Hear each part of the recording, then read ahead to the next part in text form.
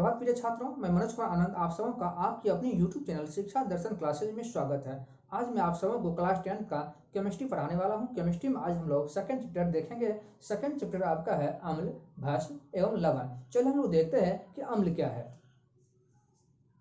अम्ल वह पदार्थ है जिसका जलीय विलयन स्वाद में खट्टे होते हैं एवं नीले लिटमस पत्र को लाल कर देते हैं तथा धातु से अभिक्रिया कर हाइड्रोजन गैस मुक्त करते हैं, जैसे HCl हाइड्रोक्लोरिक अम्ल, H2SO4 सल्फ्यूरिक अम्ल, HNO3 नाइट्रिक अम्ल, HBr हाइड्रोब्रोमिक अम्ल। ये सब क्या है? अम्ल है। ठीक, तो अम्ल जो है स्वाद में क्या होते हैं? खट्टे होते हैं और नीले लिटमस पत्र को लाल कर देते हैं तथा धातु से अभिक्रिया कर हाइड्रोजन गैस मुक्त करते हैं। जब धातु के ऊपर अम्ल को रखा जाता है तो अम्ल जो है धातु से अभिक्रिया कर हाइड्रोजन गैस प्रदान करते हैं। ठीक है, तो अम्ल को हम लोग समझ चुके हैं। अब देखते हैं आगे। अम्ल शब्द की उत्पत्ति लैटिन भाषा के एसिडस शब्द से हुई है जिसका अर्थ खट्टा होता है। अम्ल शब्द की उत्पत्ति जो है लैटिन भाषा के एसिडस शब्द से हुई है जिसका अर्थ क्या होता है? खट्टा होता है। तो अम्ल शब्द की उत्पत्ति जो हुई लैटिन भाषा के एसिडस शब्द से, लैटिन में अम्ल का अर्थ ही क्या होता है? खट्टा होता है। ठीक, चलिए हम लोग फिगर के माध्यम से अम्ल को समझते हैं। ये एक ग्लास है, ग्लास में पानी भरा हुआ है और ये एक अम्ल है H2SO4 यानी सल्फ्यूरिक अम्ल। जब इस सल्फ्यूरिक अम्ल को ग्लास के पानी में डाल दिया जाता है तो पानी की प्रकृति अम्लीय हो जाती है और इसका स्वाद खट्टा हो जाता है। बगल में एक नीले रंग का लिटमस पत्र रखा हुआ है। जब इस नीले रंग के लिटमस पत्र को इस घोल में यानी अम्लीय घोल में डाल दिया जाता है और डाल के जब निकाला जाता है तब ये नीले लिटमस पत्र जो है अपना मूल रंग खो देता है, यानी ये नीले रंग से लाल रंग हो जाता है। तो यहाँ भी एक अच्छा ऑब्जेक्टिव बन के बाहर निकल रहा है कि जब हम नीले लिटमस पत्र को अम्लीय घोल में डालते हैं तब उसकी प्रकृति क्या होती है, यानी रंग क्या होता है उसका? बदल जाता है, यानी वो नीला से लाल हो जाता है। परिभाषा में ये कहा गया है अम्ल स्वाद में खट्टे होते हैं। खट्टापन की अनुभूति हमें तभी होगी जब हम पदार्थ को अपनी जीवा पर लेकर टेस्ट करेंगे। तो प्रारंभिक समय में वैज्ञानिक लोग अम्ल की जानकारी प्राप्त करने के लिए पदार्थ को चख करके मालूम करते थे कि यह पदार्थ अम्ल है या नहीं है। यदि वो पदार्थ खट्टा लगता था तो वो पदार्थ अम्ल है, अन्यथा वो पदार्थ अम्ल नहीं है। हमारे प्रकृति में कई प्रकार की पदार्थ हैं जिनमें कई पदार्थ जहरीले भी है। यदि भूलवश अम्ल की जानकारी प्राप्त करने के ख्याल से यदि वैज्ञानिक लोग उन जहरीले पदार्थ को चख लेते थे तो उनकी मृत्यु हो जाती थी। पदार्थ को चख करके ये मालूम करना कि ये पदार्थ अम्ल है या नहीं है, ये उस समय की एक बहुत बड़ी समस्या थी। इस समस्या से निदान के लिए आधुनिक समय में आर्यनस का आयनिक सिद्धांत सामने आया। चलिए हम लोग देखते हैं कि आर्यनस का आयनिक सिद्धांत क्या है। आर्यनस साहब अम्ल की परिभाषा हाइड्रोजन आयन के आधार पर दिए है। आर्यनस साहब के अनुसार अम्ल वह पदार्थ है जो जल में घुलकर हाइड्रोजन आयन यानी H+ आयन देता है, वह अम्ल होता है। ठीक है, यदि हम किसी पदार्थ को जल में घोलते हैं और जल में घोलने के बाद यदि उस पदार्थ से हमें H+ आयन प्राप्त होता है तो वह पदार्थ क्या होगा? अम्ल होगा। चलिए देखते हैं HCl। HCl को हम जल में घोलने के बाद देख रहे हैं कि हमें क्या प्राप्त हो रहा है? H+ आयन प्राप्त हो रहा है। तो ये क्या है? HCl अम्ल है और इस अम्ल का क्या नाम है?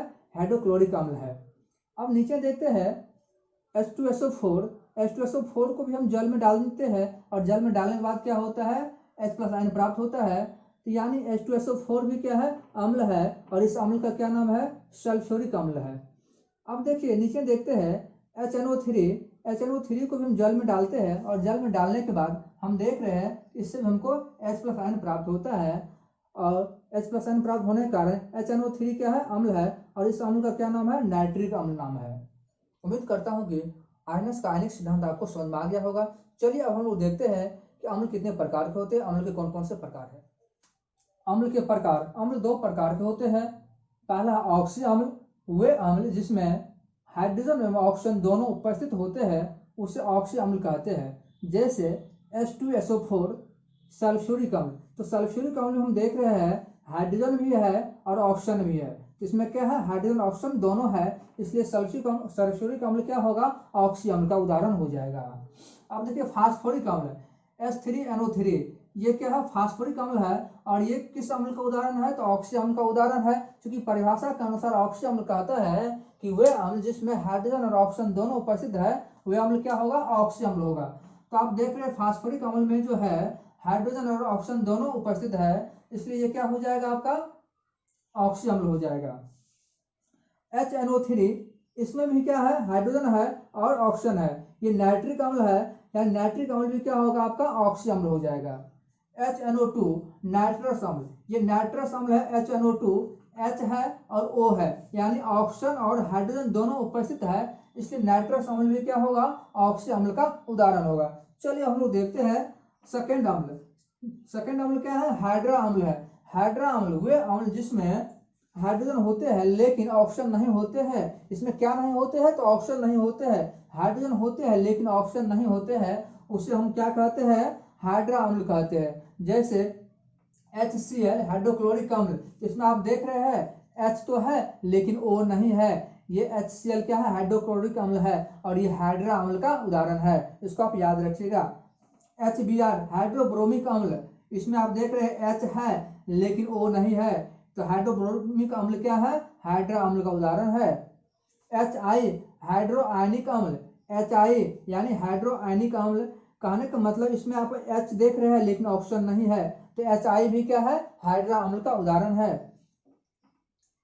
HCN हाइड्रो आयनिक अम्ल, हाइड्रोसायनिक अम्ल में आप देखते हैं कि H है लेकिन O नहीं है, तो हाइड्रोसायनिक अम्ल भी क्या है, हाइड्रा अम्ल का उदाहरण है।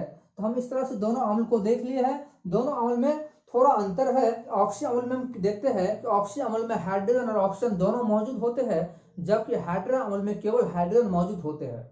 इसको हम याद रखेंगे, यदि कोई यौगिक दिया हुआ है और उसके बारे में पूछा जा रहा है कि ये ऑक्सी अम्ल है या फिर हाइड्रा अम्ल है, तो बस उसका हम रासायनिक सूत्र देख करके पता कर लेंगे कि ये ऑक्सी अम्ल है या फिर हाइड्रा अम्ल है। तो ऑक्सी अम्ल का क्या पहचान है कि उस यौगिक सूत्र में क्या होना चाहिए, ऑक्सीजन और हाइड्रोजन दोनों उपस्थित होना चाहिए। यदि हाइड्रोजन और ऑक्सीजन दोनों उपस्थित है तो वो यौगिक सूत्र क्या होगा आपका, ऑक्सी अम्ल होगा, अन्यथा वो क्या हो जाएगा, हाइड्रा अम्ल होगा। यदि उसमें हाइड्रोजन है लेकिन ऑक्सीजन नहीं है तो वो क्या होगा, हाइड्रा अम्ल का उदाहरण हो जाएगा। आप इसका स्क्रीनशॉट ले लीजिए। चलिए अब हम देखते हैं कि मिलावट के आधार पर अम्ल को कितने भागों में बांटा गया है।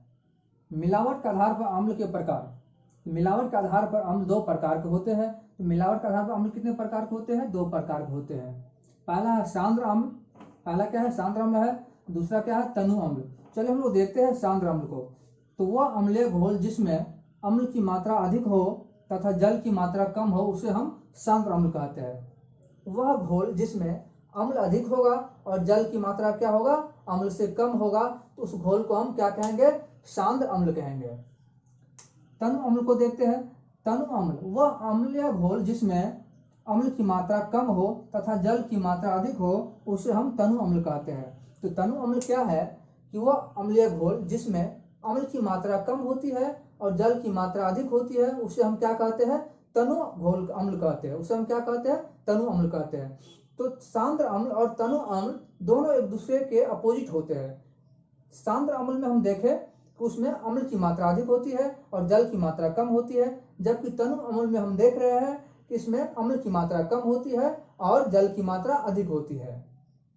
उम्मीद करता हूं कि दोनों प्रकार के अम्ल जो है आपको मिलावट के आधार पर समझ में आ गया होगा। चलिए आप इसका एक स्क्रीनशॉट ले लीजिए। अब हम देखते हैं कि प्रबलता के आधार पर यानी शक्ति के आधार पर अम्ल को कितने भागों में बांटा गया है। शक्ति के आधार पर अम्ल के प्रकार। शक्ति के आधार पर अम्ल को दो भागों में बांटा गया है या दो प्रकार के होते हैं। पहला है प्रबल अम्ल, दूसरा है दुर्बल अम्ल। तो प्रबल अम्ल को हम लोग समझते हैं कि प्रबल अम्ल क्या है। वह अम्ल जो आसानी से प्रोटीन प्रदान करते हैं उसे प्रबल अम्ल कहते हैं। वह अम्ल जो आसानी से प्रोटीन यानी H+ आयन प्रदान करते हैं उसे हम क्या कहते हैं, प्रबल अम्ल कहते हैं। जैसे HCl, H2SO4, HNO3 इत्यादि, ये सब क्या है, प्रबल अम्ल यानी मजबूत अम्ल है। ठीक है। दुर्बल अम्ल देखते हैं। दुर्बल अम्ल यानी कमजोर अम्ल, वह अम्ल जो आसानी से प्रोटीन प्रदान नहीं करते हैं उसे हम दुर्बल अम्ल कहते हैं। कहने का मतलब यह है कि जो अम्ल आसानी से हमें प्रोटीन यानी H+ आयन नहीं देते हैं उसे हम क्या कहते हैं, दुर्बल अम्ल कहते हैं यानी कमजोर अम्ल कहते हैं। जैसे CH3, COOH, CH2CO3, H2SO3 इत्यादि, ये सब क्या है, दुर्बल अम्ल का उदाहरण है यानी कमजोर अम्ल का उदाहरण है। चलिए एक बार हम इसको फिर से समझ लेते हैं कि शक्ति के आधार पर जो है अम्ल को दो भागों में बांटा गया है। पहला क्या है, प्रबल अम्ल दूसरा क्या है, दुर्बल अम्ल। प्रबल अम्ल हम उस अम्ल को कहेंगे जो आसानी से हमें प्रोटीन प्रदान कर देता है या फिर H+ आयन प्रदान कर देता है, उस अम्ल को हम क्या कहेंगे, प्रबल अम्ल कहेंगे। और जो अम्ल हमें आसानी से प्रोटीन यानी H+ आयन नहीं देते हैं उसे हम क्या कहेंगे, दुर्बल अम्ल कहेंगे। तो उम्मीद करता हूं कि आपको ये दोनों प्रकार के अम्ल जो है शक्ति के आधार पर समझ में आ गया होगा। आप इसका स्क्रीनशॉट ले लीजिए। यदि आपको ये वीडियो अच्छी लगी हो तो वीडियो को लाइक कीजिए, दोस्तों के साथ शेयर कीजिए और नीचे दिए गए रेड कलर के बटन को दबाकर इस तरह की वीडियो देखने के लिए चैनल को सब्सक्राइब कीजिए।